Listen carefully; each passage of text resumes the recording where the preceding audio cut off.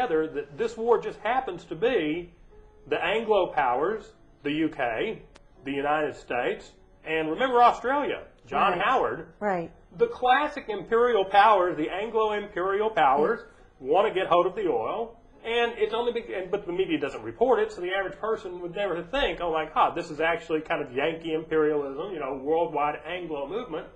And in the same way, the average person doesn't realize that Israel is not unconnected to the world picture, particularly the world picture in the Middle East. You may remember this summer that Israel went on what was, to me, a military professional, clearly a pre-planned invasion of Lebanon under a very thin pretext of going to rescue, 2 kidnapped soldiers was the line. They destroyed a third of Lebanon. Right. Now, the worldwide story was Israel attacks Lebanon.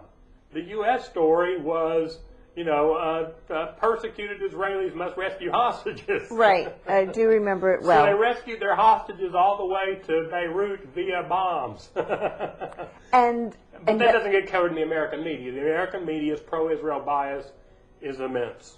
Well, is not Israel part of the bigger picture for, are we not using Israel? Well, vice versa. Yes, one way than the other. Certainly, certain people who discuss the Israeli position in the Middle East say that Israel has become, in effect, our forward logistical base in the Middle East. And there is great truth in that, which can be corroborated by the idea that Israel basically it's an American military colony, a subsidized American military outpost, a fort, with the Muslim world being kind of the Indians, right? But on the other hand, it works the other way. It's not just the dog wagging the tail wags the dog back. Because the most powerful lobby in the United States is AIPAC, the American Israel Political Action Committee, which, for instance, the current legislation going up to Bush to try to establish limits on the duration of the war in exchange for funding of the war, those legislative packages from Congress originally entailed language that said that Bush could not unilaterally attack Iran without going to Congress. That language has been removed almost exclusively at the behest of the Israel lobby, which is widely known as the most powerful lobby in Washington. In fact, the AIPAC and the Israel lobby are simply referred to as the lobby. Really? Well, no, it's understood. Really? Well, let me ask you, you mentioned Iran, and we joked early on that Bush just misspelled it and went to Iran. Right, it's a typo. Right. But was the plan always to go to Iraq first and then to Iran? Yes. You see, the Iraq war really never ended. The original Iraq war, for which I was one of the volunteers, fortunate enough not to go, by the way, was 1990. Now, just if you want to know my opinion of this. Yes, I do. There were 2 stories about the Iraq war. Okay. One was that Saddam Hussein just got crazy juice in his head and then took Kuwait, which meant, of course, that he was going to provoke an international attack against him.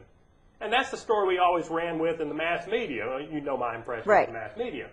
Saddam Hussein's side of that was that the U.S. ambassador to Iraq, a lady, I don't know her name, gave him a green light. Saddam, thanks for doing such a good job. You helped us keep a war going with Iran. We're proud of you. You're our dictator. Yeah, go ahead. We take no interest in Kuwait. That was Hussein's story. Well, we did we not? Yes, it's my thought that Saddam Hussein was enticed into Kuwait with our original statement that he could do what he wanted. When we knew what he wanted Kuwait. Right. We helped him with ammunitions and munitions, did we not? Right. Well, Dick Cheney's Halliburton was a big part of it. Absolutely. Sure. So Hussein seems to have been enticed into Kuwait, which was a casus belli for us for the first time to insert ourselves militarily into the Middle East in a big way.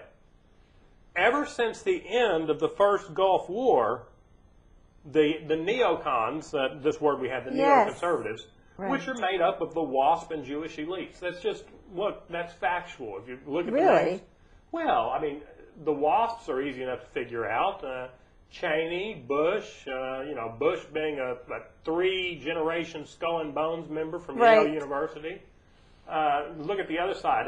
The Jewish parts would be Wolfowitz, Bill Kristol, Richard Pearl, all the worst of the worst. The worst of the worst. The guys who read Nietzsche and thought it'd be nice to be Yes. without good and evil, above good and evil. The neocons always. We have about a minute left.